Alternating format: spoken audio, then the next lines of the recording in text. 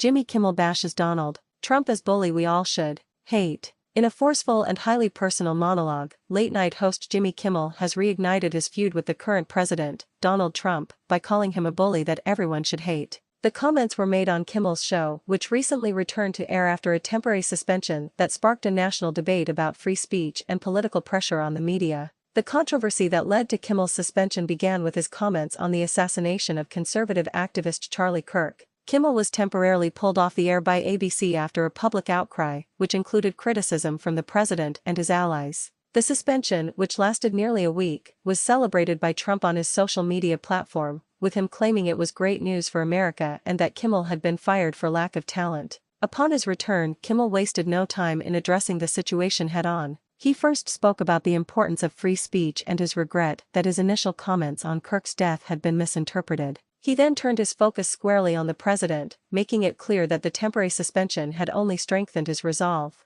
In a fiery segment, Kimmel directly responded to Trump's claim that he was fired. He retorted, "You can't believe they gave me my job back. I can't believe we gave you your job back. We're even." He also mocked Trump's assertion that the show was taken off the air due to poor ratings, flashing on-screen polls showing the president's own low approval ratings and quipping he does no bad ratings. He has some of the worst ratings any president has ever had. The crux of Kimmel's latest attack, however, was his characterization of Trump as a bully. He told his viewers, "I talk about Trump more than anything because he's a bully. I don't like bullies. I played the clarinet in high school, okay? So I just don't like them." He went on to describe Trump as an old-fashioned 80s movie-style bully and drew a parallel to the villainous character Biff Tannen from Back to the Future, a character famously based on Trump. Kimmel's monologue went beyond simple jokes, touching on what he sees as a serious threat to the free press. He said that a government threat to silence a comedian the president doesn't like is anti-American. This sentiment was a clear jab at the pressure his network faced from Trump officials and the FCC, which has a Trump-appointed chairman.